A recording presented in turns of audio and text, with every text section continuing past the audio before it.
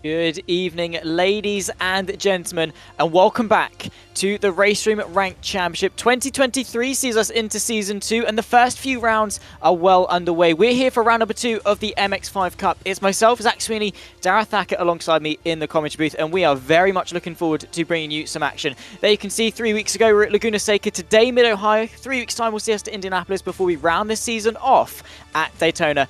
Dara, the MX-5s were a hit last season, and I am thoroughly looking forward to seeing how these guys battle it around Mid-Ohio.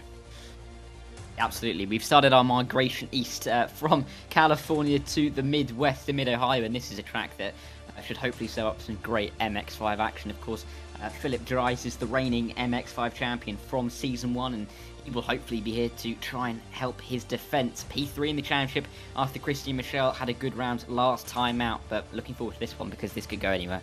Yeah, very much so, and you touched on it there. Let's take a quick look as to how things rack up in the championship standings. Of course, we're only one round in, but still a good thing to reminisce and look back, of course. And we will, of course, have all those things to look forward to over the course of today. There you can see Christian Michel, as Dara said, having a very strong round. He won the...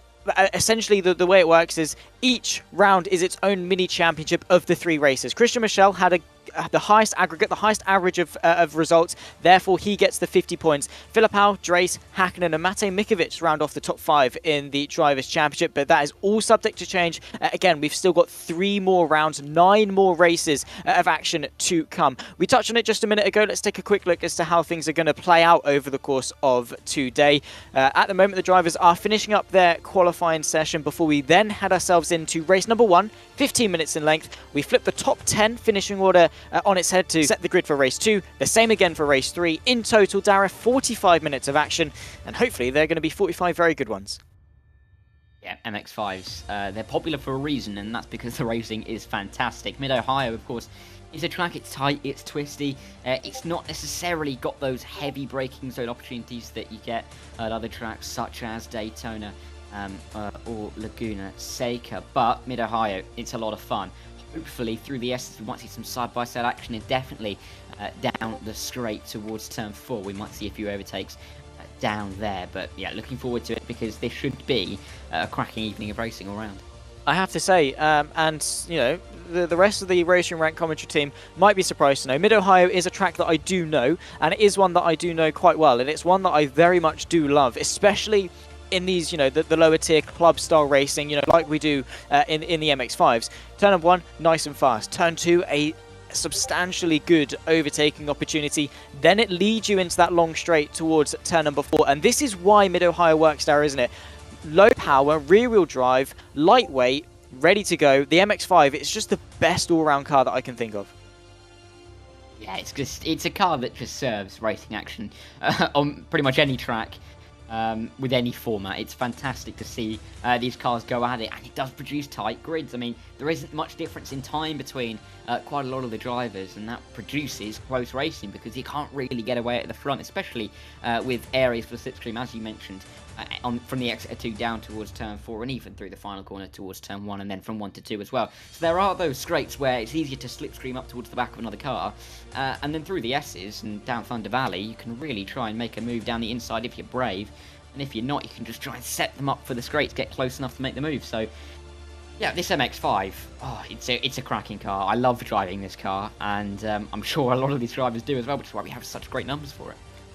Yeah, it's, of course, when we were teasing Season 2 towards the back end of the Ranked Championship 2023 Season 1 at the Nürburgring, we were like, well, one of these 3 is going to stay. Which one do you think it's going to be? And we sort of let people tease with it. Of course, it's the Mazda MX-5 Cup, because it had such a high reception. It was so good because, Dara, it's an easy car to get into and drive and enjoy. It's such a difficult car to drive on the absolute limit, and this is why we've got some of RaceRoom's best taking to them. A lot of familiar names out there, the likes of Vitvert, Drace, Ray, Mikovic, Mikel, Orban, Stratemans, Petter Daniel, just to name a few. These are the absolute best people, and it's not limited to these guys either. Anyone at home can, you know, build your rating up high enough, get yourself on the leaderboards, get yourself involved. As long as you own the car, as long as you own the track, and as long as you're quick enough, you can be up against some of the RaceRoom's top roster of drivers. But, you know, and that's why I think the MX-5 is so well received, Dara, because you can get into it and you can very quickly put in a fairly decent lap time. Yeah, absolutely. I mean, my experience with these cars is just racing with friends, you know. You have some great fun. You can set competitive lap times with each other. It's not a difficult car per se to enjoy racing with and to get good lap times out of, because it's one of the easier cars to drive. There's not as much sliding or oversteer or understeer. It's a much more basic car to drive, and that's what makes it quite a lot of fun, especially in racing conditions. The track like Mid-Ohio, but these guys really are the best of the best. Names that appear anywhere and everywhere on the RaceRoom platform. You know, you'll see quite a few of these guys. Just think of Luciano Bitford, Petter Daniel, just to name a couple that you see in all of the RaceRoom Rank Championships. In Season 1 and in Season 2, they really are jacks of all trades. So, you know, these guys, they know what they're doing, and these guys, they know how to race, of course they do, which makes it even better for us to watch as commentators, because we just know that we're going to get some great racing action. Of course we do. I mean, you know, that's I honestly, the RaceRoom Rank Championship of Season 1, me and Cam did the MX-5s. This is the series that, you know, I did for the entirety of last season. You know, there are times in commentary where you like a series and you enjoy commentating on it. Then there are times where you absolutely fall in love with the championship. And last season, every third Wednesday, I was like, RaceRoom. MX-5s ready to go, because we had such a tight championship. The format really invites close racing. The track choices were amazing. Of course, we're on a little bit of an American tour this season. Laguna Seca, here today at Mid-Ohio, Indianapolis and Daytona to round off the season. Should be a lot of fun. But, everything just coagulates really nicely to invite such good racing, and I think that is exactly what we're in for here today. It all starts, though, in qualifying. We touched a little bit on overtaking opportunities as such. How important do you think that track position is going to be, though, Dara? I mean, a track like Mid-Ohio, it can be important, of course. It's not the easiest track to make a move. I mean, I touched on it before. I mean, it's not necessarily too many hard braking zone after a straight. I mean, turn 4 is more of a medium speed corner, and we see it in lots of different forms of championships. It's difficult to make a move through there into 5. But I think in cars like the MX-5, I mean, if we were talking about the Pragas or the Porsche Carreras that we have in the other RaceRoom Rank Championships, I would say it's more important for track position. But I think in the MX-5s, it's easier to make those moves. It's easier to race side by side, and I think it's going to be less important to have that track position, or at least I hope. I don't think it will be much of a problem, but we have got 30 cars, as you can see on the left-hand side of your screen, and they'll all be hoping to be able to make moves through the field if you're in the lead. Yeah, very much so, because I suppose that is the whole idea of that format. The whole championship is designed around consistency. I do like the idea. I always compare it to each of the 4 rounds is its own championship, in effect, because that's the way the points are scored. It's not race 1 gets this points, race 2 gets this points, race 3 gets this points. It's race 1, 2 and 3 add together. If you're the highest sort of point scorer of all 3, that's then when you get the points for first place. You don't have to win a race, you have to win a round in order to be successful. And that means not only do you have to qualify well and do well in race 1, you have to then fight your way through in race 2, and then fight your way through, and then start again at the back end of the top 10 in race 3, and then fight your way forwards again. It is a huge test of consistency, of determination, of racecraft, and it really does show and separate the good from the great. Yeah, and I think we'd like to see quite a lot of hard fighting for P10 in the first couple of races. Of course, starting if you finish in P11 in race 1 or 2, you'll start P11, but if you finish in P10, which could be a matter of meters in front of you, you'll start from pole, which is such a massive advantage. So, yeah, it's important to be consistent throughout the evening, but it's also important, especially if you're at the back end of the top 10, to make sure you're in that top 10, because there can't be anything worse than finishing 11th. It's a bit like finishing 4th at the Olympics. No one wants that. No one remembers that. Finishing 11th in a top 10 reverse can be difficult, but the likes of Felix Bjorn, Sebastian Ray, 10th, 11th, they're not going to be too comfortable in that first race, but the guys at the front will have to remember that even if they win the first race, and the people who are doing well in the race too, they're going to have to start back near the back end of the top 10 in race 3 or race 2, so it's going to be important just to be consistent, not to get overexcited, and just get the lap times in and be clean, because there's nothing worse than making a mistake, spinning yourself around, end up losing 20 positions, especially when the results set the grid for the race. Very much so. Look at the results at the moment of this qualifying session. We are towards the back end of qualifying, only 43 seconds on the clock. For those unfamiliar with RaceRoom, if this is your first time here, hello, welcome. You've joined us at a very good time for some racing action, but also the way qualifying works, that timer ticks 0, session's done. There's no, oh, but I was purple in 2 sectors on my lap. Don't care, mate. If you do not cross that line before the timer ticks 0, you are done. The session is over. Timing is critical. So it's only really going to be those towards the back end of the lap that are going to be putting in some times. And there you can see no one is improving. The session times are final. Philip Drace, the reigning champion, takes pole position and makes it a need racing 1, 2, 3. Ahead of Turka Hakkinen and Christian Michel, the championship leader, of course. He's joined by Christian Orban on row 2. David Nemček rounds off the top 5 with Matej Mikovic looking to hang on. In fact, no, he jumps his way immediately inside the top 2, ahead of Hakkinen, ahead of Mikel, and ahead of Orban. A beautiful lap towards the back end for Mikovic, ahead of Nemček, Bartolov and Giesler, the front 4 rows, Luciano Wittfurt, and of course Bjorn round off the top 10. We'll cycle through the rest of the names, the likes of Sebastian Ray, Stratemans, Louis Gamero, Monk, and F. Dushenko, the top 15. A lot of names on this grid. Hopefully then, Dara, a lot of overtakes to come in the first opening laps. Yeah, absolutely. I mean, I was just watching the time page right at the end of the session there for Mikovic. I could see his little line of his progression in the lap nearing the end as the timer ticked down. He just crossed the line in the last second to go P2, which is incredible for him. Of course, gives him a few extra positions, but yeah, this race 1 going to be important for these guys to know where they're going to be during race 2 and 3. It's the most dangerous race, though, isn't it? Of course, if you're near the front and you make a big mistake, or you go off the track and lose, and you go all the way to the back of the field, that can affect you for the rest of the evening. So it's the race I think people are going to be most cautious on, because they don't want to jeopardise the rest of their evening. But very much looking forward to it. Dries, of course, reigning champion. See if he can defend it here this evening. Indeed, so or at least make some good strides forward. As it stands, he is third in the championship. It's Michel from Philip Drees in the championship as it stands. So, of course, Philip Drees would like to move his way forward and maybe top his NeedleRacing.com teammate to, fight for that reigning title. It should be very, very close indeed. I, for one, as I say, very looking forward to it. And this is the race, Dara, where it is almost the most normal. This is where everyone, quote unquote, deserves to be. There are no mix-ups. There are no reverse grids in the way. This is where you should start. This is your chance. If you're a little bit quicker, if your qualifying pace is good, this is your chance, ideally, to get a race win.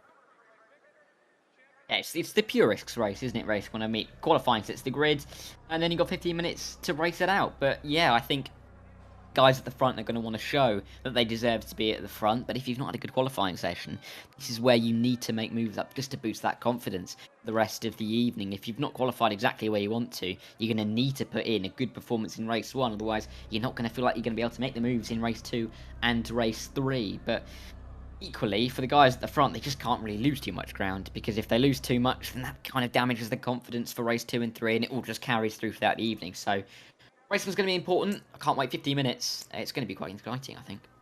Oh, I very much think so as well. Turn 1 on race 1 should, in theory, be flat out. We are moments away from getting ourselves underway. Philip Drees ahead of Matej Mikovic on the front row. We're waiting for the Hungarian to start this race off. We're waiting for the 5 red lights. We'll be underway. Round number 2, race 1 of the MX-5 Cup here on RaceRoom is underway, and a perfect start from Philip Drees from pole position. Matej Mikovic is just able to cover him off, with Christian Michel and Tucker Hakkinen fighting it out for third place. Side by side between the two teammates going into turn number 1. There you can see Christian Orban as well trying to send the move to the inside. Now we get to the first real braking zone. This is the run towards turn number 2, and this could well decide the fate and the pace, most definitely, of this race. Philip Drees, Mikovic fairly untouched, but side by side in the background you can see Luciano Wittfurt, David Nemček 3 wide as they run their way through. Also here Tucker Hakkinen hangs on to 4th place. So far so good for the top 2.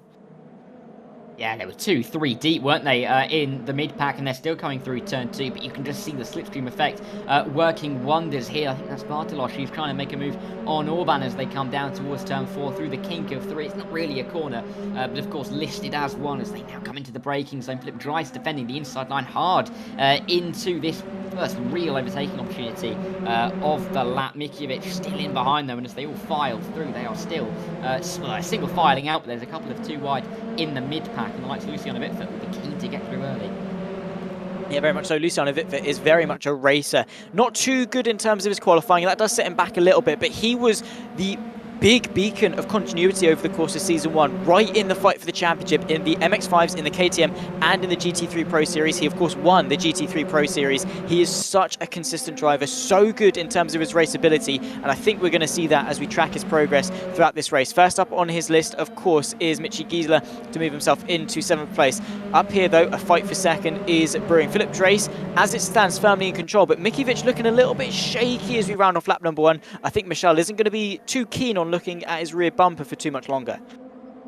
Absolutely not. He really is looking racy. Looks like he wants to get the move done as early as he possibly can to keep tabs with Drees up in front. But looks like Wittfurt as well equally. Looks like he's right on the back of Giesler here as they run towards turn 2. A little bit of weaving I saw going on towards turn 1 from Drees, but nothing that is illegal. He moved twice. It's well for him, but as they run down towards turn 4, he'll definitely want to make a move. Look, there he goes to the inside once again, just trying to break that slipstream. But everyone follows in sort of a slapstick comedy move, and we're going to weave across the track together. Of course, nice little conga line we got going on here for these guys. We're going to see it in full force here. Drees decides where they go. Everyone else follows. This train is very deep. We'll see them all in the flyby. There are a lot of cars, 30 cars taking to the grid, and very wide in the background. That is Mitchy Giesler. Is he going to be able to rejoin safely off the road as well? I think that's Gilbert potentially as well, but that definitely could have been dangerous. Thankfully, everyone involved just able to squeeze through cleanly. There you can see the Frenchman of Gilbert just trying to find his way past Rokas to be just ahead of him, and it's caused utter carnage in the background. Multiple cars, 4 wide as we run away over the crest.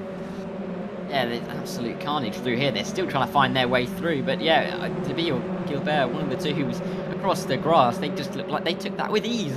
It didn't really look like it was much of a moment there, but they are going to complain at the couple of positions they may have gained.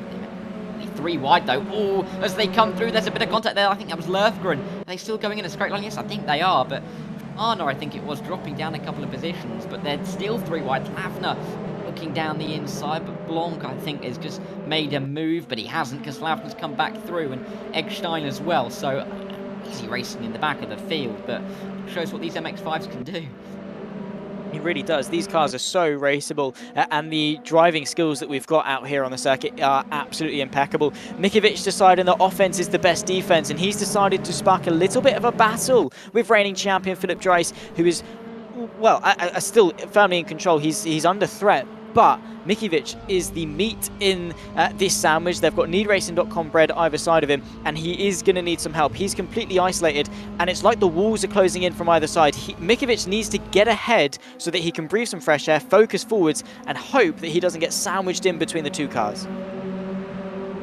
It's never comfortable looking in your mirrors when you've got a car so close in front of you, but you know it's difficult to overtake around here sometimes, and it's in the back of your mind for trying to get through, and the fact that the driver behind you may be close, but he might struggle to get through. I mean, Vitford has made up a couple of positions up to P6 now, I think, helped by the fact that we saw guys that going wide last time around, but he's up 3. He's the best mover inside of the top 19, as you can see from that graphic. So he's going along nicely and has the fastest lap to boot. So we'll have to see if he can continue his progression, but Hakkinen looks like he's holding on from Orban here. Yeah, he is really nicely. He, of course, lost that place to Michel on the opening lap, but has since stopped himself from going backwards. Christian Orban, a mightily quick driver in all forms of discipline, particularly at the club level, and in TCRs, in MX-5s as such. He is very quick. There could well be the move. He's thinking about going to the inside, but Hakkinen for now definitely has got it covered. Turn number 1 is one of those overtaken opportunities that's very much down to circumstance. If you've got a fantastic run, by all means go for it. If you haven't, surely it's better just to tuck in and wait for that braking zone at turn 2. Yeah, absolutely, and even then, tuck in for the braking zone at turn 4, longer straight, maybe less of a braking zone, but it is a longer straight to try and use that slipstream to your advantage. I think we've got Evtushenko, who's gone around and had a moment because he's causing a yellow, and he's dropping right down to the back of the order. De Pouter as well had a similar issue at the end of the last lap, but Orban, you can see, getting very, very close to the back of Hakkinen here. The Finnish drivers hoping to stay in front in P4, already dropped that position to Michel. He defends it nicely this time around, but no one is getting away from anyone here. They top, what is that, 7, still 1.6, 1.7 seconds between them, and it is so close between them at the moment. Yeah, absolutely nothing. These guys firmly locked in their battle, and we are firmly enjoying it. Luciano Vitford, though, showed up on the scene. He is not a driver that is going to wait. He's got the, of course, the fast lap as it stands. You can see there, he's very quick. He's the biggest mover, and he will continue to move. There's no doubt about that. Into the final sector of the lap. We are about to finish the first half of this race already. Only 8.5 minutes left to go. However, you can see Julius Barcelos in the rearview mirror of Vitford, who's getting very nip and tuck to the back end of Christian Orban. Now has maybe tried to set up a move. I don't know if there was contact there. Maybe that's the reason why he settled in just in behind. But you can see Vitford, he wants to get a move on. Yeah, absolutely, and you can see why. I mean, even though he would start P5 for race 2, I think he wants a couple more points in the bag. Knows that he can move through the field in race 2 as well, so wouldn't mind starting a position down just to have some more points in his back pocket. If he can do it, Mikovic, we can see him here right up close to the back of Dries, possibly the closest we've seen him all race long up to now, nearly halfway through race 1 then here. But Hakkinen is looking back. Vitford and Orban, it looks like, are going at it, and Orban is getting through on Vitford, who is still fighting this one. Of course, Vitford trying to make the move. Orban was ahead. He'll have the inside line as they come down towards turn 4 there. right across the track. Dry's defending the inside once again. I don't think he's taken the racing line down into turn 4 so far in this race. But can Luciano Vitfort make the move? I think he has made it. Yes, he does. Clearly in front of the Hungarian Orban. And now he can start trying to chase after Hakkinen for 4th. But he's very nicely working his way through the order at the moment. He really is. Luciano Vitfort, as I say, he is a mover. He will go forwards. Very strong racing driver. Always teetering on the edge of the limit, and he has caused a bit of an upset before with, you know, over the limit moves in terms of how aggressive he is, but sometimes you have to have that cutthroat, merciless mentality in order to succeed, especially in championships and formats such as this MX-5 Cup. It really does promote that just sheer passion of racing, of just going for that move, that do-or-die desperation, because you've only got 15 minutes and there's 29 other competitors that you're all fighting for a race win. Sometimes you do have to push the boundaries of the limit. Yeah, absolutely, and that is what these guys are good at. Of course, they are some of the best, if not really the best drivers on this platform. They know exactly how to push the limit. They don't necessarily know where the limit is in terms of pace, because they just constantly impress us with how fast they can go. But we're seeing here this evening, I mean, they just keep pushing each other further just to get a better extended. There we go, Vitfort to the inside. He just tucks out of that slipstream. Oh, but there's a collision up front. That is Michel and Mikiewicz going around. It is. They've tumbled down. That is huge news for the pair of them. The championship leader, of course, in the form of Michel, and one of the contenders for the race lead in the form of Matej Mikiewicz. Both of them outside now the top 10. I mean, Michel is going to be, if he's just to get about able to hang on to Smog, that is probably the do or die. That's the turning point of his evening. He needs to hang on to that top 10. Luciano Vitfort and Christian Orban now fighting for second. The Dutchman takes to the inside as Orban tries to battle his way past, but his fellow countryman of Julius Bartalos is now on the scene. There's Taka Hakkinen fighting his way through as well. Huge turning point in this evening. Michel needs to recompose himself. He needs to get ahead of Monk. Otherwise, it's going to be so tough to reignite this evening. Exactly, and it's what I mentioned just at the end of qualifying. They can't afford a mistake in the first race, because it could just set up a really poor evening overall, and that's exactly what's happened. I mean, Luciano Vitfort, I mean, Christmas has come a month and a half early for him. He picked up 3 positions in turn 2 just by taking the inside line and avoiding the 2 cars on the grass, and he will be very thankful for that. He will start trying to chase after Philip Dries, but he's so far off the back. The slipstream effect is minimal to none, so Orban has definitely got the initiative now for him to get back past. It's almost as if Vitfort himself is in the lead, because he just hasn't got the help of the slipstream, and you can see him defending down into turn 1, and Orban not sure where to go, inside, outside, settles for the outside for the better run through to turn 2, and he might just about get it. Look at the gain he's made through turn 1. Yeah, look at the speed. Of course, Luciano Vitfort is going to know that. He's going to cover off the inside. Orban leaves it as late as he dares. He pulls out to the left-hand side, but immediately the Dutchman is there to give him the squeeze. They run their way through. Has the Hungarian got the agility? No. Has he got the rotation to hit a late enough apex? Now, the longest straight between 2 and 4. This could well be the chance for Christian Orban. He is close, maybe even too close to properly benefit from that slingshot, but he's all over the rear end of the Dutchman. Remember, turn 5 is a left-hander, so if Orban can keep his nose in the long way round, he might well have that chance going into the next one. He's waiting for the dummy. He tried to sell it to Luciano Vitfort, who's too wise for that. But the problem with Orban is he has to race so cleverly here. He can't be, too open to setting up a switchback, because he's got Bartalos there, who will very happily take a free inside line. Absolutely, and Bartalos knows that Orban will be trying to make the move to himself. He's just looking for the little opportunity which may present itself somewhere like here as they come through the S's route down here. Bartalos, he's looking for the move to drop down this little hill as they go into Thunder Valley, but like I said, he knows that there is a possible mistake for Orban as he's looking for the move. Look, if he went for the inside there, it could put him offline. He could just try and get a better run through here, but he's not quite able to do it just yet. But realistically, just trying to wait for that mistake from Orban on the back of it to try and find his way through. And with this train of 5 cars for second, any of them could pick up any position if there's a big mistake. I see Michel's moved past Monk as well. That could be important for him. Mikiewicz, though, not able to make any moves yet. Hasn't been. He's down in 15th place. He's got 5 places to gain in 3 minutes, and that is, you do the maths. That's very unlikely. Even O'Leary could do maths like that. It is very improbable. Felix Bjorn, because of the carnage, has been able to move himself well inside the top 10. He's now in 8th, under pressure from Strateman and trying to put some pressure onto Sebastian Ray just ahead. This is a huge battle. You can see it's 7th all the way down, really, to Petter Daniel, maybe even Mitchie Giesler. It's crucial places, and as we said, Darren, not much in it at all.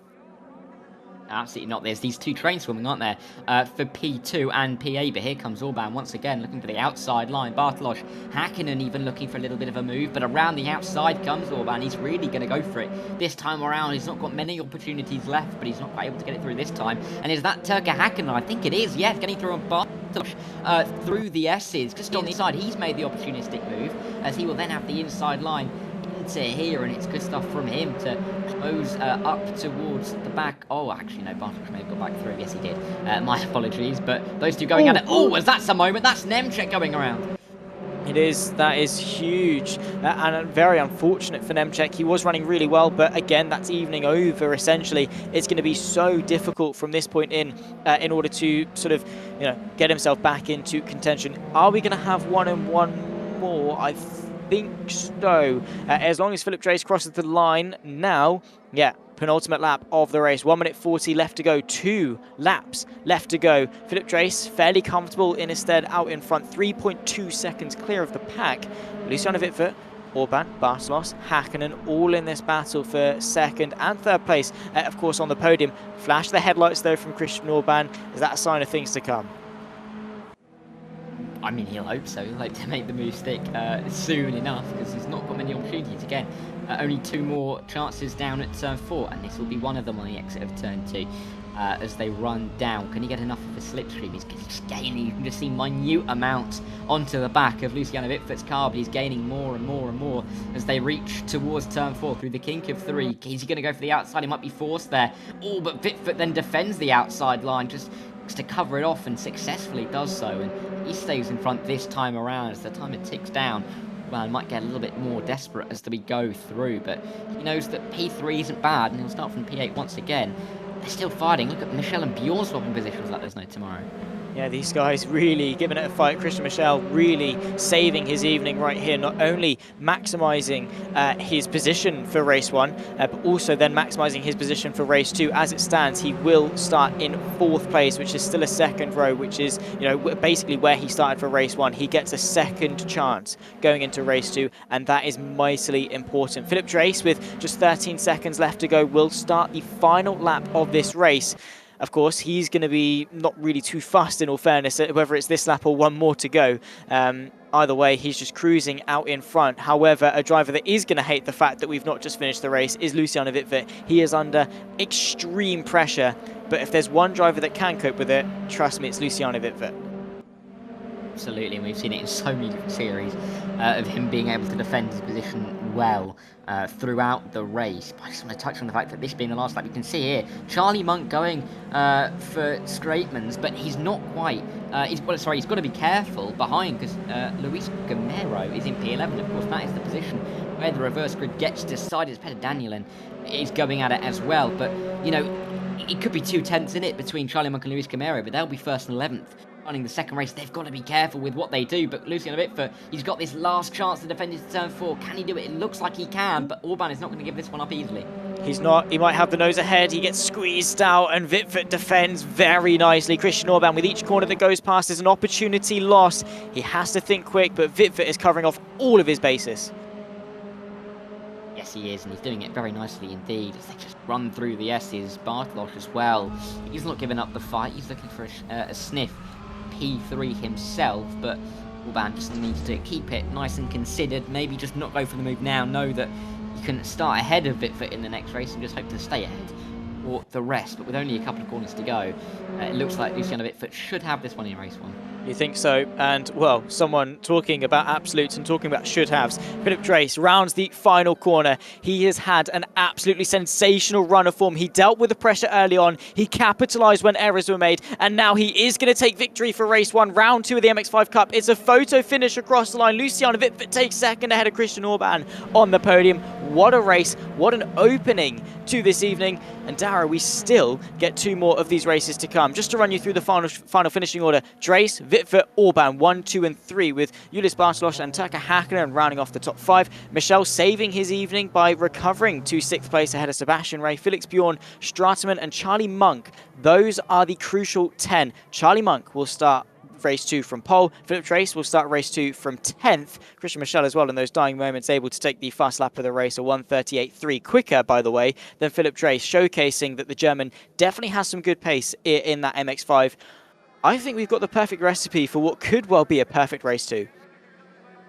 Absolutely. I mean, Charlie Monk started race 1, P14, will start race 2, P1.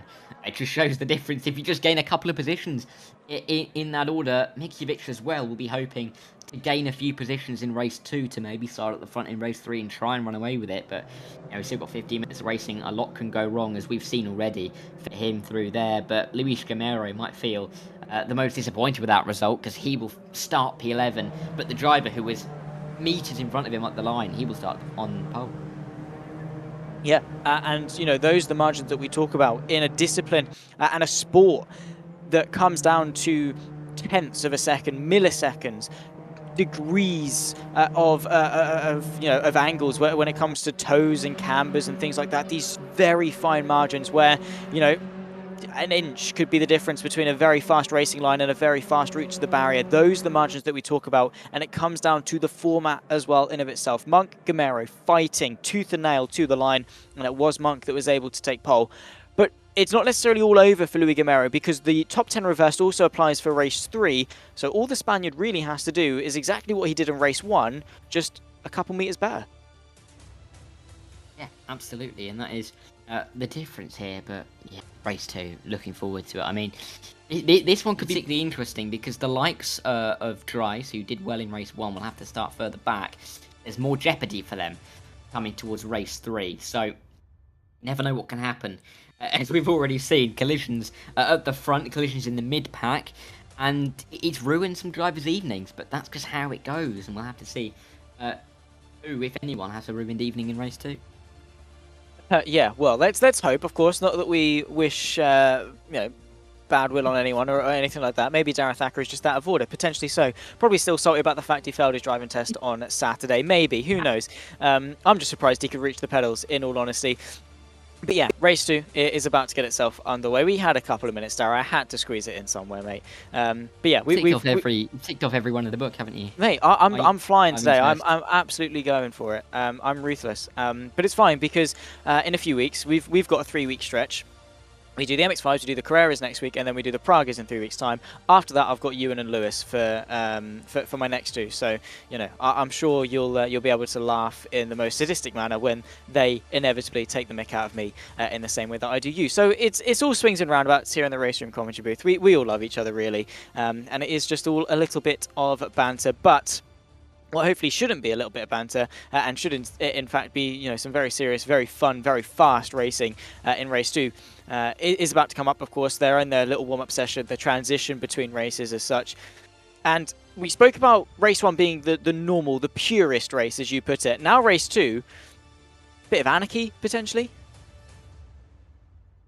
Absolutely, you love a good bit of anarchy, don't you, Zach? So you'll be looking forward to this one. We'll have to see how it goes. But yeah, we'll have to see if there's anyone who can really make a name for themselves. Charlie Monk will start on pole. He hasn't really been at the front the last few weeks in the Ranked Championship, but he could really put his foot down here. He could well indeed. Race 2 moments away from getting itself underway, of course. Monk will start from pole. He'll be joined by Strateman on that front row. They finished 9th and 10th respectively in race 1. Should be a lot of fun. You can see Reading up there. Cars dropped off the jacks. Moments away from race 2 here. Round number 2 of the MX-5 Cup on the RaceRoom Ranked Championship, season number 2 of 2023. We're here in Mid-Ohio. The 5 lights are on, 15 minutes back on the clock, and it's a good start from pole position, but also look in the background there, a sensational launch from Christian Michel, who's trying to capitalise himself and immediately sees control. Strateman immediately on the inside of Charlie Monk going into turn number 1. There you can see the blue machine of Monk, the pole sitter, but there's already contact. And oh my goodness me, Felix Bjorn, an absolute calamity. We spoke about anarchy. It's been delivered in buckets. Huge moments. Cars up on their roof. Race number 2 has started in shambles. Yeah, that is not exactly what we expected, but it's what we've got. 2, 3, 4 wide in this mid-pack down into turn 2. There are some big hitters at the back. Michel, Hacken and Geisler all further back in the order. Yes, but Ontis is up to P10 with a good start. A spin there from Luis Gamero. Sorry if I've mentioned him just a second ago, because he's not going to be up near the front anymore, but it's a great start for Charlie Monk. I mean, Sebastian Ray up in P3. Look at the spaces at the front, though. There's barely anybody between 4th and 5th. Massive gaps between them, but Sebastian Ray is looking to capitalise through turn 4 now.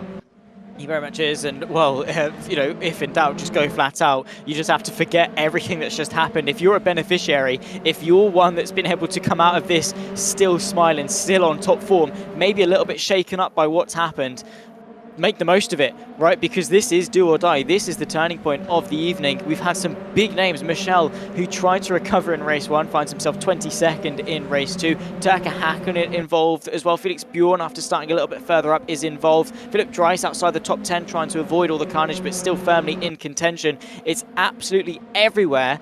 But the top 5, I mean, Sebastian Ray, Christian Orban, Matej Mikovic, and Lucian Fit, they're still all in this battle. This could well be a huge opportunity for them.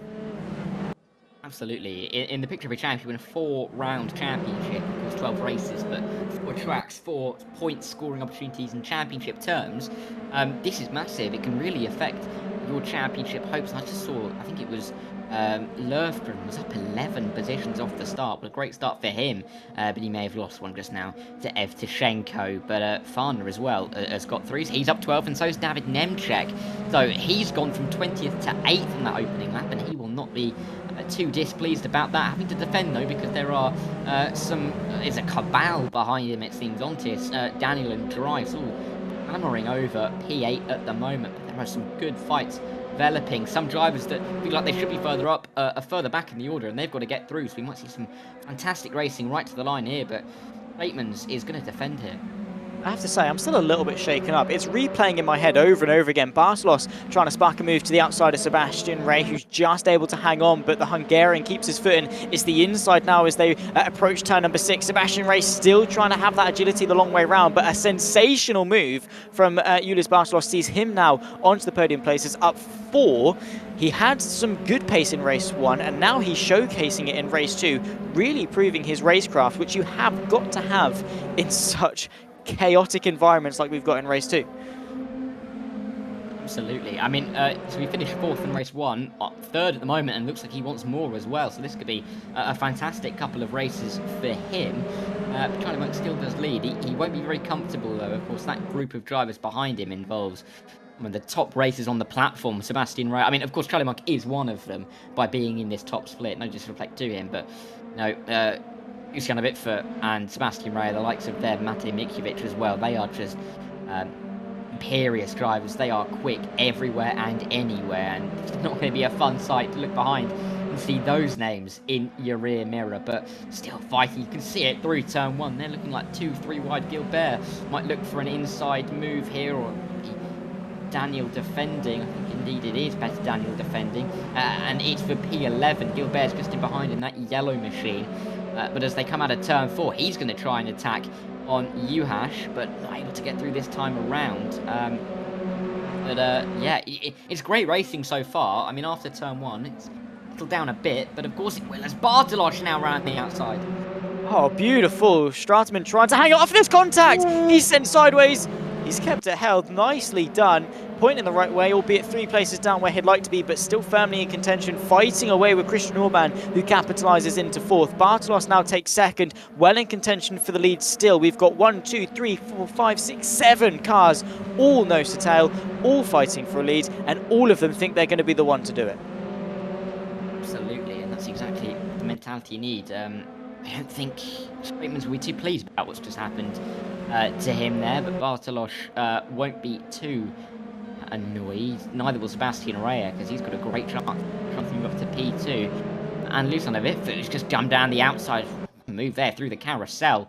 The man in P6 currently got the fastest lap, which just shows how much pace he's got under him. But Charlie Monk, thanks to that, has built up a 1-second gap, which will be a bit of a reprieve, but it won't be too much in the grand scheme of things. I can't see him staying out that far unless he has some fantastic pace, which of course he might well do. But Sebastian Ray, Christian Orban are going out side by side, and someone very wide in the background. Was that Philip Dreiss? Yes, it was Dreiss going very wide.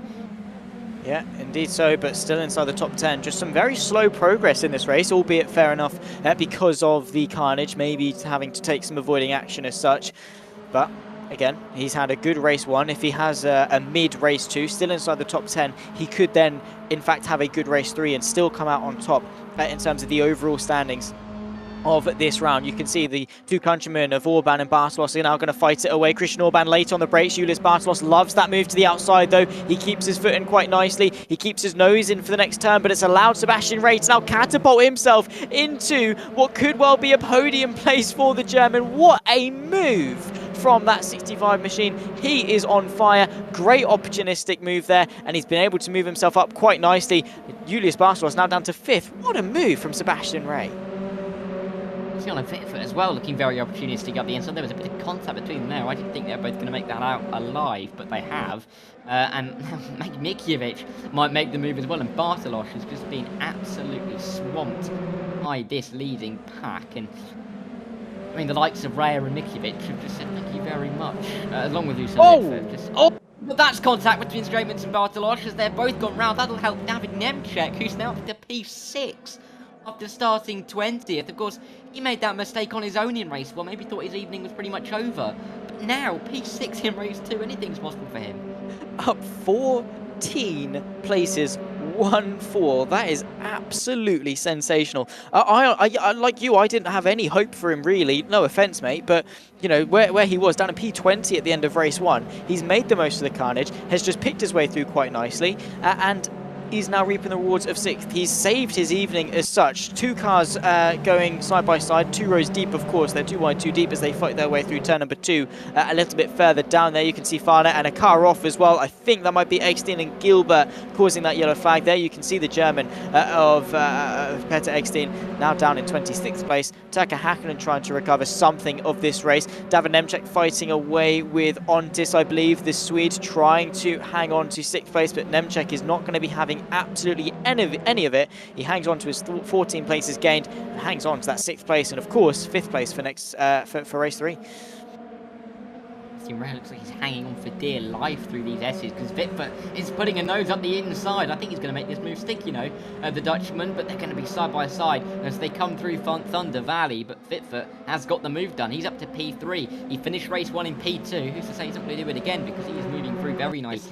At the moment, Charlie Monk still leading very, very respectfully. At the moment, we'll look back to Christian Michel, who he's just had a nightmare of an evening, had a collision in race 1, nightmare at turn 1 in race 2, and he's still trying to recover. Got a few more positions he's got to find.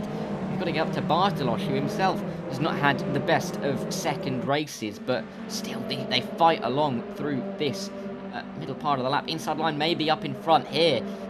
Gasper Mish could be on Bartolos. No, it was Bartolos on Juhász, I apologise, but they're going to go side by side through turn 1 as they run down towards turn 2, but there's real intense battling still here. In fairness to Christian Michel, he could well still get a top 10 as long as the rest of this race goes well for him. Side by side in the background, I think that might have been Michel and Blanc going side by side. Indeed it is. Michel trying to go the long way round and move himself into 13th place ahead of the Swiss driver of Blanc if he can. Side by side as well, and defensive going Luciano Vitfurt, Sebastian Rey under or putting some pressure onto the Flying Dutchman, I should say. Christian Orban now trying to put some pressure on for the lead as well, it must be said. Both of these respective battles looking very strong. Mikiewicz though pushing quite hard, and you can see that, and a little bit of rough around the edges driving. He is pushing and sometimes is overstepping the mark a little bit. He of course wants that podium place, maybe just needs to stop overdriving the car a little bit. Absolutely, and Orban has been overdriving the car, but he slowly worked his way up to the back of Charlie Monk in the lead of race. He's led it all the way from the start. If he gets around the final corner in the lead, he'll have led 10 of the 15 minutes in this race, and all he'll have to do is lead the last 5 plus rest of lap. Not too sure. I mean, I presume he will probably have to complete 10 laps like we did in the last race, but it was close on time. It might just be even closer in this race. We'll have to be closer to the time, but I mean, Christian Orban, he is looking quite dangerous, isn't he, through turn 1. Charlie Monk a little bit over the curbs, not really sure about his rear end. He's defending down into turn 2. He isn't feeling sure about being in the lead, but Orban knows that. He knows that he has probably got a bit more pace behind that rear. Slight return is going to help. Can he make the move into turn 4? We'll see, of course. Yeah, Christian Orban, no offense to Charlie Monk, we've not really seen him at the top level of RaceRoom ranked esports as such. He's not got as much experience leading the race as potentially Christian Orban does. He knows the Hungarian more how to deal with a situation like just going for it around the outside of turn number 4. The Hungarian keeps his right foot in quite nicely, and he's been able to hang on to it. He's going to do it in style, though. No, he's not. He's unable to save it, and Christian Orban is round, and he's facing the wrong way, down to 5th. Has he rejoined the circuit? David Nemchek finds his way past. I think Christian Orban might just be able to settle for 6th. It was almost a hero. Unfortunately, he's turned up 0. Yes, but through this race, I think it's just the past him. Nemchek now up 15 places in this race. Incredible recovery. I mean, of course, helped massively by that turn 1 collision, but he still picked his way through, still had the pace to fend off Jesper Ontis as well as they come through. Charlie Monk overtaken by Luciano Wittfurt, who is really giving himself a strong candidacy for the winner of this round. Second in race 1, looking like he might win race 2 if he can hold on here. He'll have a nice chunk of points just to try and defend in race 3 to take the overall round win, which I'm sure he would be very pleased to do. Of course, in round 1, he was a little bit further down in the order. P6 he is in the championship after round 1, so a win here would do him the world of good, and it's exactly what he's on for. Charlie Monk, though, will just hope keep himself in P2. I mean, you'd say that the worst he can get is P4, but that would be so disappointing for him after where he started. Yeah, for Charlie Monk, I think it is... I mean, it all depends what he wants out of this championship. If he wants a stable position, then yeah, I mean, don't fight it too hard. I think Lutheran has had a couple of issues. Yeah, he has. Also, Uhash, I think, as well, causing a yellow in this portion of the circuit. They're a little bit off and a little bit further down the order. But for Monk, if he wants a stable position in the championship and just wants some consistent points, then yeah, don't risk it. Let these guys through. Take a 4th place. It's good points. But if he just thinks, you know what, no, this is probably a very good opportunity for a podium. This could well be my only good opportunity for a podium. Surely, you're either on the podium, you're either winning or nothing. I mean, I know for some they'd rather be conservative and settle, but other racing drivers, we have to remember these are racing drivers. That competitive nature. Surely, it's all or nothing. Yeah, absolutely. I mean, I noticed as well just on the timing tower, Christian Orban's had another mare down at turn 4, I think a little bit after that as well, so he's dropped right down the order. But no, you're absolutely right. As we see, Raya on the back of Charlie Monk, and Mikiewicz is not far away as well. You can see in the rear wing mirror, I think just the rear mirror in the middle. That might be why I failed my driving test. I don't know which mirror is which. Yep. But either way, they're running up towards turn 2 for... I think this could be the final time. It's going to be very close on the line, isn't it? But Charlie Monk is attacking Luciano Wittfurt as they come into turn 2. Oh, that's contact. Are they going to make it through? Charlie Monk. Oh, that's big contact. And they're all going around, but somehow Mikiewicz stays in the straight line. Charlie Monk, so disappointing for him. He should be able to stay inside the top 10. He was on for a podium, that is, sorry. But in the end, he's going to slip down. But, give Nemchek another position. He's up 16 now. Yeah. That is a shame. Charlie Monk, a little bit like Icarus, I think he just flew a little bit too close to the sun there. He went for all and unfortunately came out with nothing. He's now going to be getting 8th place in this race if he's lucky. Bartalos is pestering him, but it has meant that Luciano Wittfurt has been able to take the reins and fight for the lead. Sebastian Ray, 1.3 behind, fighting with Matej Mikiewicz, of course, for those final places on the podium. That is realistically the only battle that we've got between the two. Is it going to be the final lap, though? It is going to be close, I'll give him that. I think we are just going to be able to get one more. Very, very tight indeed as they run up towards the carousel for the final time. Maybe not. There's a bit of a slide there from Mikiewicz into the carousel. The time it ticks down, it's going to be incredibly tight. We are going to get one more lap. Are we? Run up to the line. I don't think we are. Are we? No, I think Wittfurt's going to hit the line. Yes, he is. Luciano Wittfurt then, victorious for race 2. Very close at the end. Fair play. And once again, the Flying Dutchman takes to the top step. Sebastian Ray, Matej Mikiewicz joins him on the podium. I have to say, the German and the Hungarian, to be fair, that entire podium is having such a good evening of racing so far. We've still got race 3 to come, but it's Wittfurt ahead of Ray and Mikiewicz, who takes the fastest lap for race 2. David Nemchek and Philip Dreiss round off the top 5 ahead of the Swede of Ontis, Julius Bartalos and Charlie Monk, who... unfortunately came up a little bit short. Christian Michel just able, in fact, in the end, to scrape his way inside the top 10. He's going to be going for his third chance for race 3 in order to kickstart a good evening. Petter Daniel rounds off the top 10 and will thus start race 3 from pole position. Dara, I mean, race 2, it happened, right? Yeah, I think for quite a few of these drivers, they'll like to forget that ever happened. If they watch the stream back, I think they'll skip that 15 minutes of racing. Won't want to see that again. But someone who would want to see it again is someone like Gasper Mish. I mean, like you see them up here, P11, but he was right down in the bottom 10 on the start of the list. One, but he's recovered to P11, so close to another reverse grid pole. But yeah, important in the end for Christian Michel to finish P9. Because he will start second. I mean, no disrespect to Petter Daniel, but he's the only driver in front of him. Michel's fast lap in that race was 0.3 quicker than Petter Daniel, so you would argue that he's got a bit more pace under him to try and get past and then pull away if he can, but anything can happen. We've seen quite a few incidents in that race, but Luciano Bitfert, as per usual, has found his way through the pack, found his way to another win, and he is right in the driving seat to pick up full points in this round. Oh, very much so. And yeah, to be fair, there are some good contenders. I mean, you know, Vitvert with his results could well continue that into race 3. Drace with the win and the 5th place, he's going to be looking very strong. Mikiewicz and Sebastian Ray, don't count them out either. I think there are a lot of people in contention for some high places in the points. And with it only being a 4-round championship, Dara, each of these points are, you know, vital for the overall championship, because you only get 4 chances to top a round. You've got to make the most of each and every single race, and each and every single round you've got to be making sure that you are as high up as physically possible.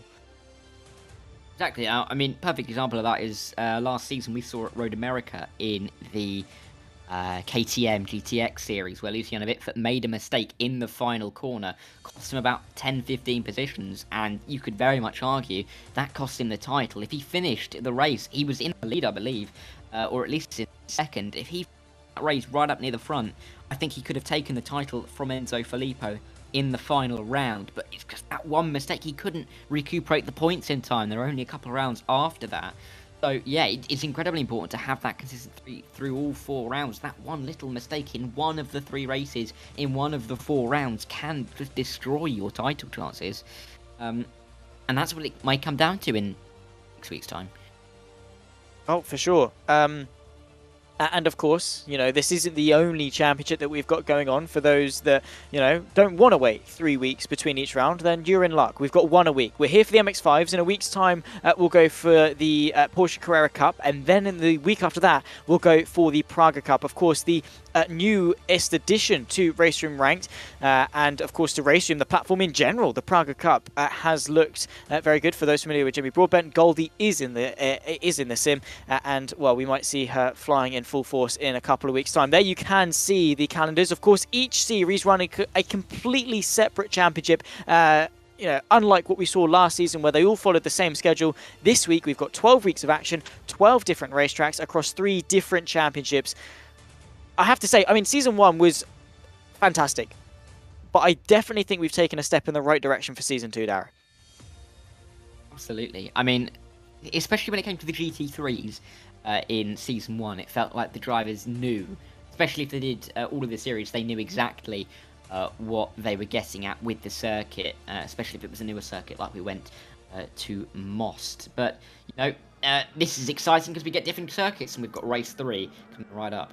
We have indeed. Let's see what these guys have got in store for us. Race number 3 here for the MX-5 Cup is underway for the final time here at Mid-Ohio. It's Petter Daniel, Christian Michel, the front row. Let's see what these two can do. Of course, Christian Michel, the championship leader coming into today, takes the lead of the race going into turn number 1. A little bit of a fight further back. You can see Mate Mikiewicz on the back of Jesper Ontis, who himself is trying to fight away with reigning champion Philip Dries. There, could we see Petter Daniel spark a move for the lead once again going into turn number 2? He's going to give it a go, but in fact has left himself susceptible to Julius Bartolos, who's now going to go to the inside and try and take second place, but all is good for the German that now leads.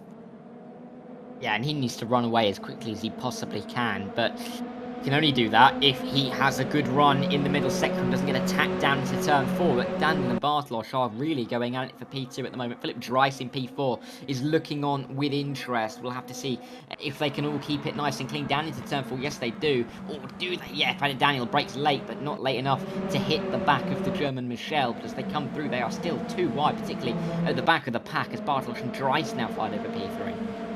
They do indeed, and of course both of these guys are in contention for some very good points today. Dreiss especially, if he wants to move his way forwards in the championship, has definitely got a good case about that one. He looks to go to the inside, he chucks the move up over the crest. Bartolosh sees it coming, gives him the space as they battle their way downhill towards the final sector of the first lap, side by side as well in the background. I think Mikovic and Nemchek fighting away for 6th place.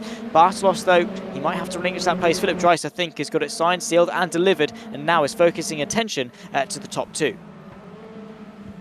He got it signed, sealed and delivered quicker than Royal Nails sometimes do, because he's done it on the opening lap, which is good for him. But E3 is exactly where he needs to move forward from, as we've got, that's Juhas at the back making a mistake. That'll probably be his evening done, because he may not see another car for the rest of the race. We never know, but come through turn 1, Bartolosh still on the back of Dreiss, not giving this one up. But as you look at the mid-pack, look how close these guys are. Vitfort, of course, starting from P10, wouldn't mind another podium position, but he's got to get through with some of these guys first. We see Mikovic to the inside at turn 2. We do indeed, the Hungarian trying to move his way forward quite nicely, but Nemchek, of course, after the woe of race 1, managed to recover to a decent position in race 2 and is now hanging on to that hard work in the beginning moments of race number 3. Of course, the final race, the final load of 15 minutes that we get for this evening, and my oh my, has it delivered. Christian Michel leads from Petter Daniel, Philip Dreiss, Bartolosh and Ontis, the top 5, and the rest of the top 10 is constantly changing. Taka Hakkinen looking to go for a move on Luciano Vitfort for 8th place, fights here as well. Rokas to be on the back, of course, of Gasper Misch just ahead of him. Of course, you're not fighting for a top 10 reverse anymore, you're fighting for what you can get. Absolutely, and this is where you leave nothing on the table, because there's nothing to think about in the future. This is it for the race. You've got this race, and then you can go home, have a nice cup of tea, and sit back for the evening, maybe watch a film or something, maybe watch the screen back. Luis Camero knows that, because he's made the move for P17, but we'll look back up at David Nemchek. Of course, started in P20 in race 2, starts P6 in race 3 by virtue of finishing 4th. What's the rate? He was up P7 by virtue of finishing 4th as we looked after the lead. That might have been timing screen glitch all of a sudden, but Mikovic really looks like he's keen to make the move. That black and yellow car is on it, but Luciano Vitfort, he's looking opportunistic as well up the inside of turn 1, and he's going to pull off the move on the Hungarian driver and move himself up to 7th. He's gaining positions like there is no tomorrow. He very much is. Look at this. He is storming his way forward, as we always expect him to. Biggest gainers, of course, you can see on the timing tower, up 7 places for Christian Orban, make that 6 as Strateman moves his way into 15th. It's absolute chaos, though, in this fight between the entirety, essentially, of the top 11, with Pauter rounding it off in P11, just behind Sebastian Ray. This is Luciano Vitfort, of course, winner of race 2, making some steady progress in race 3, all over the back of David Nemchek, and would like to demote him down to 7th. Yeah, would absolutely love to demote him down 7th, and he looks like he might be going for it inside line. Ooh, sticks Robert maybe, because didn't break late enough to really make the move. But yes, Brontis is the most out of line of any of these guys, and at least I'm a Vitfort and all see that. So he's all over the road, yes, Brontis, and Nemchek and Vitfort will be keen to make a move, but Nemchek needs to remember that Luciano Vitfort, the man who's finished 2nd and 1st so far this evening, is right up his tail, and would not mind taking another position this evening. I mean, he looks keen, looks ready to make the move, and look at how close he is as we come through Thunder Valley.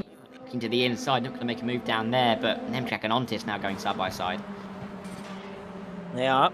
Oh, forced a little bit wide, kicking up a little bit of dirt, but remaining side by side, still a bit of contact. There you can see Luciano Vitfort just saying, cheers boys, takes to the outside, keeps his foot down, and uses that agility. He was close to thinking about a move for the top 5 there into the final corner, but instead tucks in. There you can see the grey, orange and black machine of Luciano Vitfort tucked up nicely. Thought about pulling to the left-hand side, but decided against it. The wiser move is to wait wait for the next heavy braking opportunity. Here it is into turn number 2. Defensive goes Davin Nemchek, but Vitvit forces the gap open, forces his car to the right-hand side, and is going to give it a good go. Side by side as well, as you saw there, Taka Hakkinen trying to make a move on Mikiewicz, but into 5th place is Vitvit, and, well, out of contention, Puta, Ray, I think, as well, collected with him. They've got to rejoin the track safely, but a bit more carnage, as turn 2 definitely seems to be where all the action is. Yeah, a bit of a pinch point, isn't it? I mean, we've seen it in many series before, the likes of IndyCar, where we saw, I think, Alexander Rossi getting tapped around at turn 2. It's just a bit of a pinch point as they all file through, and when you're going 2-3 wide, you can definitely make a mistake, as now we see Bartolosz and Daniel going at it. Petter Daniel trying to defend his P3, Bartolosz attacking, and has the inside line through the S's. Will he be able to pull this one off? Yes, he will, and get it done. And as Daniel may look behind him now and see Luciano Vitvit in a very similar looking car, exactly the same looking car in fact, bearing down on him, and he won't be pleased at that sight. But Bartolosz making progress once again. He's not had the best of evenings, he's been consistent, not perfect. Yeah, but to be fair, you know, you don't necessarily need to be perfect to be successful. Bartolosz, he's been a little bit rough around the edges, but his results have shown some fairly consistent, a fair bit of consistency, perhaps I should say.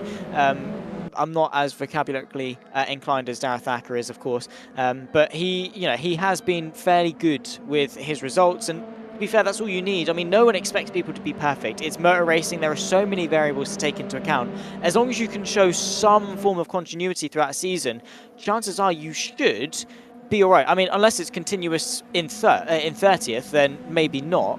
But if you're up there, always inside the top 10, fighting for those reverse grid poles, you'll be all right. Yeah, you will, and I think that's something that you've got to remember, especially with 2 rounds going. You shouldn't be too mean to yourself, because continuity is quite a big word for you, so don't be too ashamed at your vocabulary. As we come down towards turn 4 once again, Michelle and Dries going at it, but Dries, of course, reigning champion, he's looking keen to get through. These two are pulling away a bit, but Dries not able to get through this lap, but he looks like he's got good pace under him. Of course, I mean, he's the reigning champion. Of course, he's got some good pace underneath him. 2 teammates, though, in the form of the IndyRacing.com guys, Christian Michel, Philip Dries, recognisable across sim racing in their accolades, their success, their racing.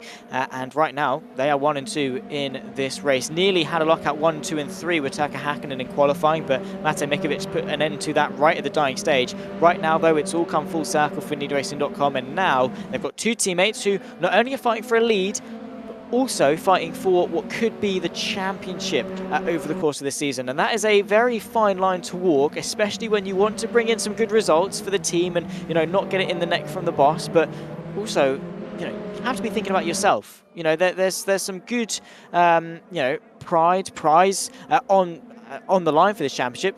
You have to put yourself first sometimes.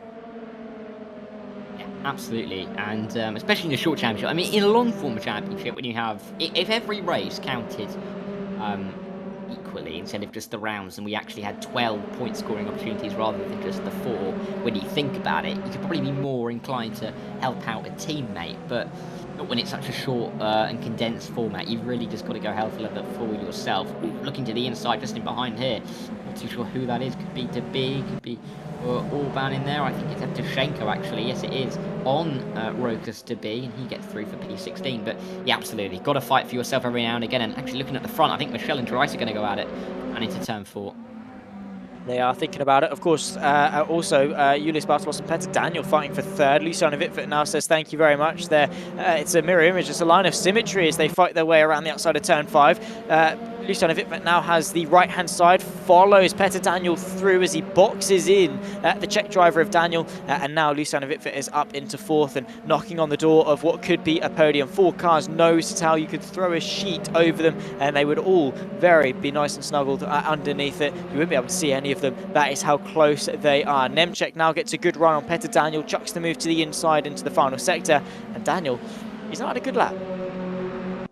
No, but I do quite like the Noah's Ark looking formation to these cars, do with the same livery, but they're interlocked with each other as they all come through the final couple of corners. Vitvit does look keen. He's had a 1st, he's had a 2nd, he wouldn't mind a 3rd, just to complete the set of podium trophies mid-Ohio. Is he going to go for it in turn 1? No, thinks better of it. He's made a few moves in turn 2. Who's to say he won't do it again? He's a good run through this opening corner. Looks like he's got it low, carries loads of momentum. What speed through there. And he's got a great run down towards turn 2. But this time, he's got to go for the outside line. He's made a few outside moves as well this evening so far. Can he make it yet another one? It's going to be a very brave one around the outside here. Got to be careful. Nemchek on the inside, but he gets a good run out of turn 3, or turn 2 I should say. Can he get it into turn C down the straight? Maybe so. You can see just behind them, Petr Daniel Nemchek fighting over 5th. Bartolos just able to hang on to Luciano Wittfurt, but time firmly a luxury and not something you can take for granted in race 3. Only 4 minutes left to go. Luciano Wittfurt ducks late to the right-hand side, going into turn 4. He's later as they run their way through. Now into 5. The Hungarian tries to keep his nose in. He loves that move, but Luciano Wittfurt sees it coming. He's wiser to it. There's a bit of contact. They're nip and tuck as they run their way down the hill into 6. Wittfurt takes the podium as Julius Bartolos. It was a very good attempt, and he might just be able to recoup himself and launch a counter-attack in the next coming corners. Yeah, it was a fantastic move there, wasn't it, from Luciano Wittfurt. He ducked out late from the slipstream, just late enough to make the move and for Bartolos to see him coming, and he's now up into P3. It's a good result. He's still got the fast lap as well. I mean, it's probably a bit too late to start trying to push himself up towards the likes of Michel and Dries, but you never know. You never do know. There might be a bit of a collision between the top two because they are quite close together themselves. But Daniel and Nemchek now. Daniel got back past Nemchek, and we've still got that pattern. Just a little bit different to it was the last time that we came around. But there should be 3 to go. Might just be the 2. Again, it'll be close on the timing beam as we now see Jesper Ontis trying to defend from Turka Hakkinen in turn 1. Doing his best, but well, Turka Hakkinen is a driver that has definitely got years of experience under his belt, and well, would probably definitely be one of the last drivers I want on my case. Mate Vikovic as well, trying to go to the outside. Turka Hakkinen is boxed in, so the Hungarian is going to try and keep it the long way round, up over the curb and onto the grass a little bit. Hakkinen trying to pry that gap open if he can, and now it's this long run between turn 2 and turn 4. The kink of 3 is in the way.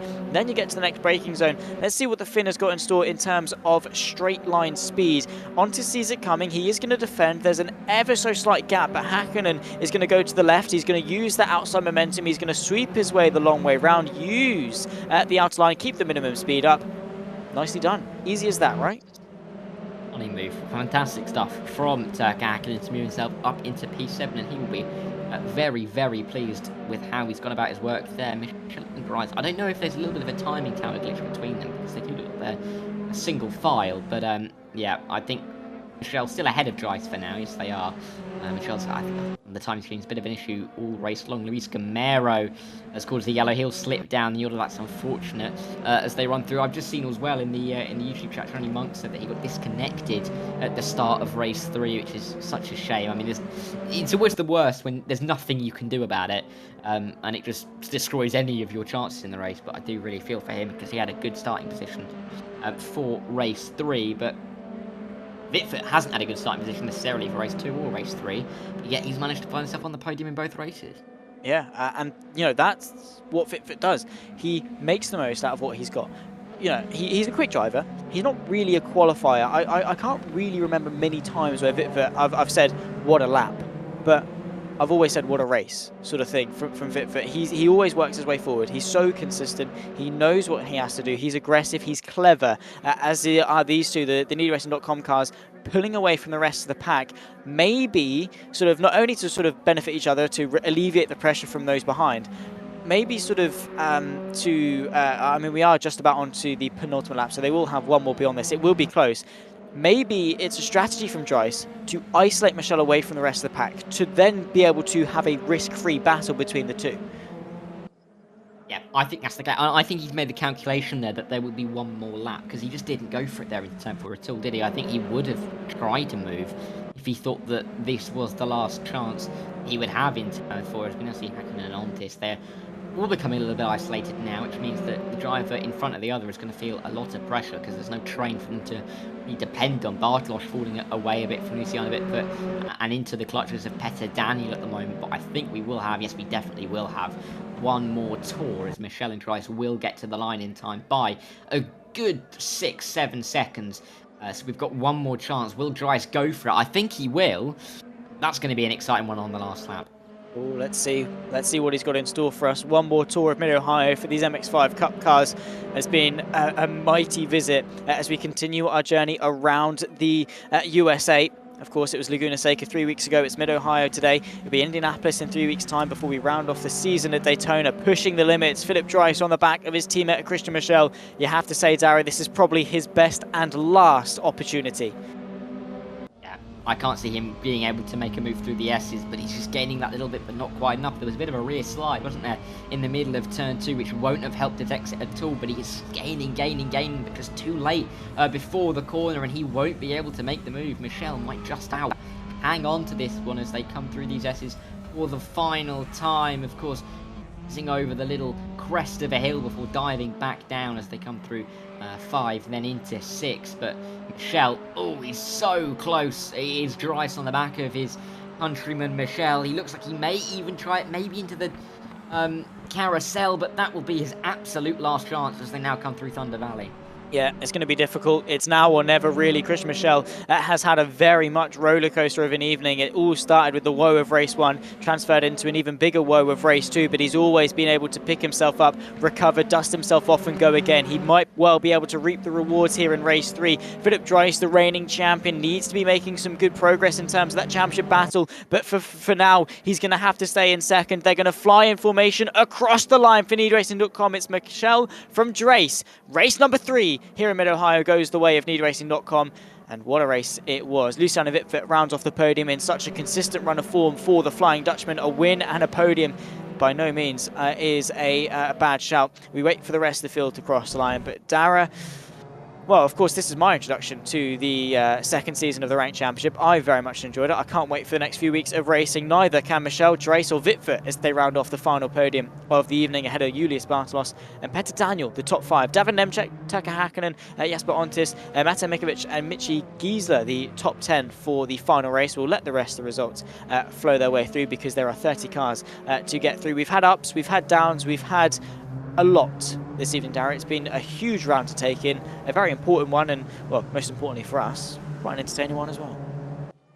Yeah, most entertaining for Wittfurt, you'd have to say. Of course, moved his way through in all 3 races, finished first and a second and a third. I mean, he's almost certainly picked up the full 50 points for the round win here this evening. It's just a question of who will finish second and third, but of course, the maths will be done. Probably not by us because our maths probably isn't to be trusted, but we'll find out soon enough who is where. Yeah, we'll just get you into it, and then if someone complains, they'll just have to come up to you and then say you've got it wrong, and he'll just well, no, it'll be going down up to Ewan, because like you, he's yeah, below average height. But anyway, yeah, in the metaphorical sense, very much so. They'll be going up to him. They'll be dishing out the grief.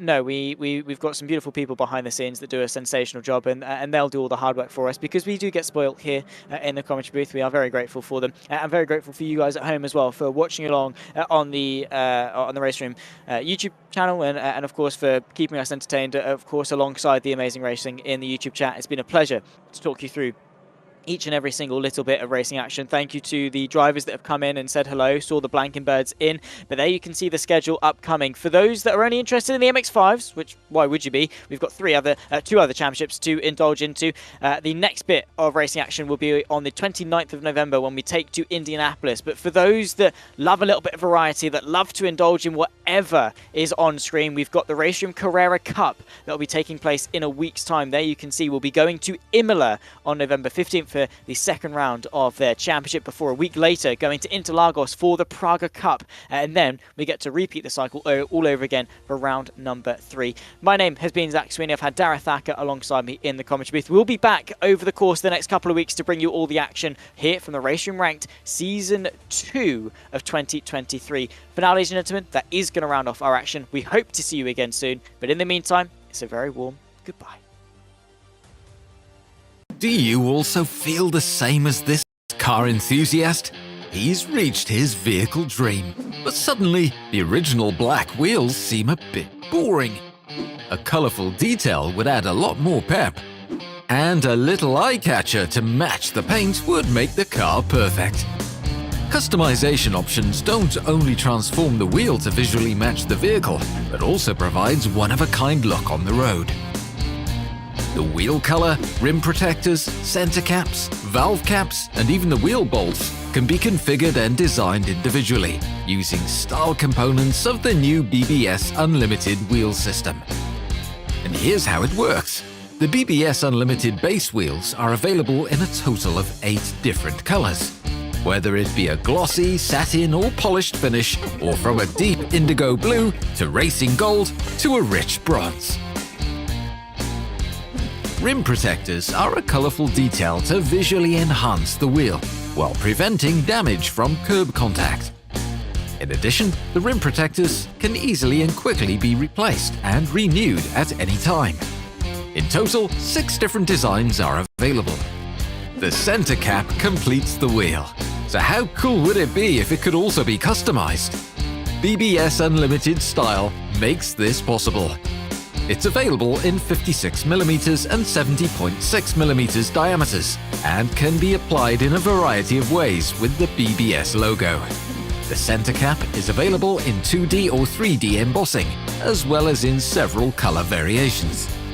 And with the 3D rotation cover, the BBS logo remains visible to everyone, even when the car is in high gear. The valve caps complement the wheel in 6 different colors. This gives the individual wheel an even more coherent look. You can even choose the wheel bolt in the last step to match the wheel. Available in black, silver, and even titanium. With the help of the BBS Unlimited style components, you're able to create a work of art out of a conventional wheel, according to your own wishes and ideas. Just take a look at our configurator, and after a few clicks you can already start designing the perfect wheel for your vehicle. Do you have any questions about customization? Then contact the wheel expert now.